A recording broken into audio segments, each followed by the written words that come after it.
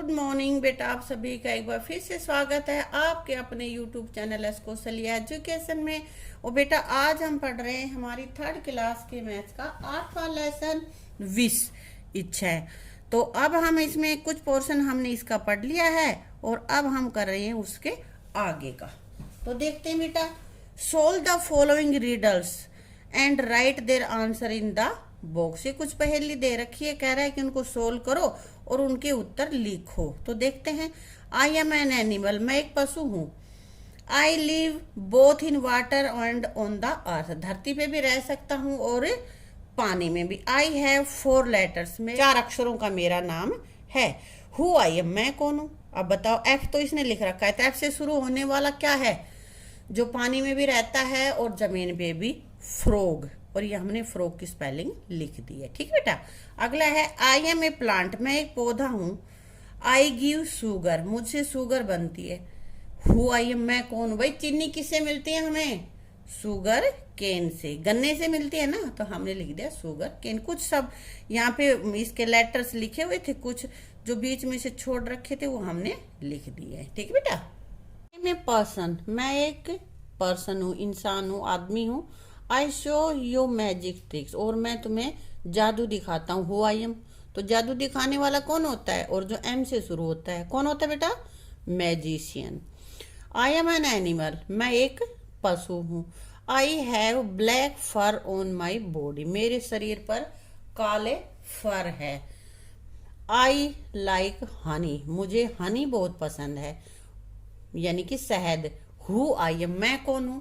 तो हनी किसको पसंद है? बियर, भालू को। आई एम ए प्लेस, मैं एक जगह हूं, मतलब एक स्थान हूं। People come here to see wild animals and birds, और मेरे पास से लोग आते हैं वाइल्ड, जंगली जीव और जंतुओं को, पक्षियों को देखने के लिए। हु आई एम, मैं कौन हूं? कहाँ पे जाते हैं जंगली जानवर और पक्षी वगैरह देखने के लिए? चिड़ियाघर में, तो जू। ठीक बेटा। अब आगे है, if you go a forest, यदि तुम कभी जंगल में जाओ। What will you see there, क्या देखोगे जंगल में? Write their names in box below, you may choose the name from the help box. ये नीचे यहाँ पे तुमने नाम लिखने हैं उनके, और कह रहा है कि ये जो हेल्प बॉक्स दे रखा है इसमें से जो जो चीजें हमें फॉरेस्ट में मिले उनके यहाँ पे लिख देना है। तो सबसे पहले फ्लावर्स है, तो फ्लावर तो मिलेंगे बेटा। कंप्यूटर, भाई जंगल में कंप्यूटर कहाँ से मिलेगा? ट्रीज, पेड़ तो मिलेंगे। डियर, डियर भी हो सकते हैं वहां पे, है ना। एलिफेंट, एलिफेंट भी होगा। कार, कार मिलेगी? नहीं, जंगल में कार का क्या काम। टेबल, टेबल भी नहीं होगी। ब्रिक, ईंट वहां किस लिए? ब्रिक मीन्स होता है ईंट। फ्रूट, हाँ फ्रूट मिलेंगे बेटा। ठीक है ना, फ्रूट हो सकते हैं, पेड़ों पे लगे हुए होंगे। वेजिटेबल्स भी मिल सकते हैं हमें वहां पे। स्कूल, जंगल में स्कूल होगा क्या? नहीं। शॉप्स, दुकानें भी नहीं होंगी। टेलीविजन, टेलीविजन भी नहीं होगा। और क्या होगा? मंकीज, हाँ मंकी मिलेंगे, तो हमने मंकी लिख दिया है। बर्ड्स, पक्षी, जंगल में पक्षी भी होते हैं। तो जो जो फॉरेस्ट में रहने वाले जीव हैं या जो चीजें हमें फॉरेस्ट मिलेंगी वो हमने यहाँ पे लिख दिए। ठीक है। अब बेटा आगे हमारे पास है, रीड द लेसन अगेन, कह रहा है कि लेसन को दोबारा पढ़ो। And pick out the plural form of the word, शब्दों की जो प्लूरल फॉर्म है, बहुवचन है, वो ढूंढो। उन पे सर्कल कर लो या कोई भी ऐसा साइन कर लो और फिर उनको अपनी नोटबुक में लिख लो। अब यहाँ पे तुम्हें बना के दिखाना है। ट्री, ट्री मीन्स पेड़, एक पेड़ है, और ज्यादा पेड़ होंगे तो ट्रीज। फ्रेंड का प्लूरल फ्रेंड्स। विश का प्लूरल विशेस। ट्रबल, संकट, संकट, और इसका प्लूरल, इसके भी ऐसे लग जाएगा। Branch, branches. तो बेटा यहाँ ना कुछ प्लूरल बनाने के नियम दे रखे, मैं तुम्हें बताती हूँ। कहता है कि कोई भी वर्ड जो कि CH, SH, X, S, double S अगर उससे खत्म होता है तो उसके साथ ES लगेगा। प्लूरल जब हम उसका बनाएंगे तो उनके बाद में ES लग जाएगा। जैसे यहाँ पे हमने लिखा था ब्रांच, ब्रांच था ना, वो ब्रांच का बाद में CH है ना, इसलिए यहाँ पे मैंने ES लगाया है, और इन पे मैंने सिर्फ S लगाया है। जैसे यहाँ SH आ गया था ना, तो यहाँ ES आया, क्योंकि तुम्हें ये कंफ्यूजन हो जाएगा कि कहाँ पे S लगाऊं, कहाँ पे एस एच लगाएं, कहाँ ई एस लगाएं, क्या लगाएं, तो एस या ई एस का अंतर यहाँ से पता चल जाएगा तुम्हें। जैसे बेंच, ई एस लगा दिया बेंचेज, बुश ई एस लगा दिया बसेस, बॉक्स एक्स है ना, प्लूरल बनाया तो ई एस बॉक्सेज, इस तरह से। तो ये तुम्हें याद रखना है अच्छे से कि किसी भी वर्ड के एंड में सी एच हो, एस एच हो, एक्स हो, एस हो, डबल एस हो, या तो उनका जब हम प्लूरल बनाएंगे वहां पे ई एस लगेगा। अगर लास्ट में ओ हो ना, ओ, तो भी वहां पे ई एस ही लगता है बेटा, ठीक है। कैपिटल लेटर्स कब यूज होते हैं बेटा? एक तो किसी का भी नाम होगा वो कैपिटल लेटर से शुरू होता है, ठीक है। चाहे वो किसी इंसान का नाम हो, किसी गांव का नाम हो, किसी शहर का नाम हो, या किसी प्रसिद्ध जो स्थल है जैसे ताजमहल, लाल किला, इस तरह से ये कैपिटल लेटर से शुरू होंगे। और कोई भी नया सेंटेंस जब शुरू होता है तो वहां पे भी हम कैपिटल लेटर लिखेंगे, ठीक है। ये कैपिटल लेटर यहाँ पे बता रखा है कि कहाँ कहाँ पे यूज होते हैं। जैसे कंट्रीज का नाम हो गया, इन सब में कैपिटल लेटर्स आएगा, ठीक है। अब बेटा ये कह रहा है now rearrange the following words into meaningful sentence. Words लिख रखे हैं, इनमें जो जहाँ पे कैपिटल आए वो कैपिटल भी तुम्हें लिख देना है, और इनको सही एक सेंटेंस बनाना है। जैसे एक तो इसने बना के दे रखा है, दूसरा हमें यहाँ बनाना है किक्ड, बोल, द, रोहित, अलग अलग वर्ड्स बना दिए। तो हम सबसे पहले लिखेंगे सब्जेक्ट, सब्जेक्ट ये तो नाम ही होगा, रोहित नाम है तो यहाँ पे आर बड़ा भी आएगा, रोहित। फिर हम लिखेंगे वर्ब बॉल, और फिर ये object the ball, Rohit kicked the ball.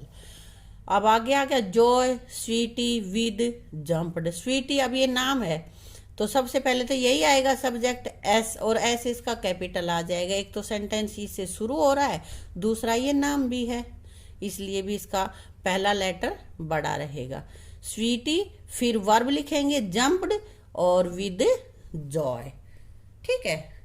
अगला पिक अप ही समथिंग, तो सब्जेक्ट पहले लिखेंगे ही, उसके बाद फिर वर्ब पिक्ड अप, और फिर ऑब्जेक्ट समथिंग, ठीक है बेटा। कोई भी सेंटेंस जब हम बनाते हैं तो उसमें सबसे पहले सब्जेक्ट, फिर वर्ब और फिर ऑब्जेक्ट, ये सामान्य सा नियम है सेंटेंस बनाने का। Capital Haryana of is Chandigarh here, तो सबसे पहले हम यहाँ लिखेंगे चंडीगढ़, तो सी बड़ा लिख दिया, Chandigarh is the capital of Haryana. अब ये हरियाणा एक राज्य का नाम है ना, इसलिए एच बीच में आया है, फिर भी एच बड़ा आया है, तो उसको कहीं भी लिखेंगे तो बड़ा ही आएगा। और एक आई, आई का मतलब होता है ना मैं, अगर मैं के लिए आई यूज हुआ है, अकेला आई है, तो वो हमेशा बड़ा ही यूज होता है, बीच में छोटी आई नहीं लगती। लाफिंग इज शीतल, अब ये शीतल नाम है तो पहले ये आएगा शीतल इज लाफिंग। एक बेटा वर्ब में भी ये है कि हेल्पिंग वर्ब जब हमारे सेंटेंस में है तो हेल्पिंग वर्ब पहले आएगी और मेन वर्ब बाद में आएगी, ठीक है। Is, am, are, was, were, has, have, will, shall, ये सारी हमारी हैं हेल्पिंग वर्ब्स। तो हेल्पिंग वर्ब पहले और उसके बाद में मेन वर्ब आती है, ठीक है बेटा। ये सेंटेंस हमने बना लिए हैं। अब हमारे पास आगे है लिसन द स्टोरी, तो बेटा पीछे से ये हमें हमारी बुक में दे रखा है, पहले उसको पढ़ लेते हैं हम। देखो पेज नंबर हमारा 84 है ना, तो यहाँ देखते हैं 84 पेज का स्टोरी कहाँ पीछे दी हुई होती है, इसमें बुक में पेज की है ना ये स्टोरी, तो इसको हम अब पढ़ लेते हैं। Once there was 2 frogs that lived in a well, एक कुएं में एक बार 2 फ्रॉग रहते थे, 2 मेंढक रहते थे। Every day some children came and three coins into the well to make their wishes, और हर एक दिन कुछ बच्चे आते थे और अपनी विशेज के लिए, अपनी इच्छाओं के लिए उसमें कॉइन डाल देते थे। जब मैं कुएं, कई बार बोल देते हैं ना कि इस कुएं में सिक्के डालने से तुम्हारी इच्छाएं पूरी हो जाती हैं, तो वो इसी प्रकार से डालते थे उसमें। But there was a poor child who had no coin to throw into it, परंतु एक गरीब बच्चा था जिसके पास पैसे नहीं थे, कॉइन नहीं था उसमें डालने के लिए। But he to came to well every day hoping his wish would come true, परंतु वह कुएं पे रोज आता था कि उसकी इच्छाएं, उसकी जो विश है वो पूरी हो जाएगी। One day touched by his presence the frog did to help the poor child. और एक दिन उसके आने का पता चलने पर फ्रॉग्स ने, मेंढकों ने उसकी सहायता करनी चाहिए। They dived deep into the well, कुएं में उन्होंने डुबकी लगाई। And found a gold coin, और एक सोने का सिक्का मिला।